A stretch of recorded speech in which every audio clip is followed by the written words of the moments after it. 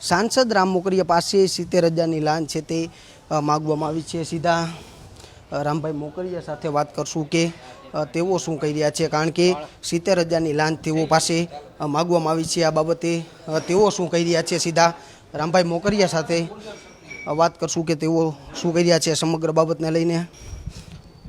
રામભાઈ, તમારી પાસે 70,000 રૂપિયાની લાંચ માગવા મારે નથી દેવો તને, જા મારે 70,000 નથી દેવો। 70,000ની મેં તને બોલાવ્યો નથી, 70,000ની લાંચ મેં તને બોલાવ્યો નથી, મીડિયાને જવાબ મારે નથી દેવો જવાબ। રામભાઈ, મારી ઈચ્છાની વાત છે, નથી દેવો જવાબ। હાલે ભાઈ બંધ કર, રામભાઈ નીકળ બહાર, નીકળ બહાર।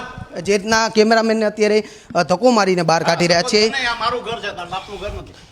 રામભાઈ, કોને કયો છો આવી રીતે? તું જવા દે, બહાર નીકળ ભાઈ। રામભાઈ, આવી રીતે તું મારા ઘરમાં હું કરવા આવ્યો? કોને રામભાઈ, પૂછીને આવ્યો તું? મારા ઘરમાં કોને પૂછીને આવ્યો તું? તમને હું ઇન્ટરવ્યુ મારા ઘરમાં મારે નથી દેવું ઇન્ટરવ્યુ, મારે ઇન્ટરવ્યુ નથી દેવું।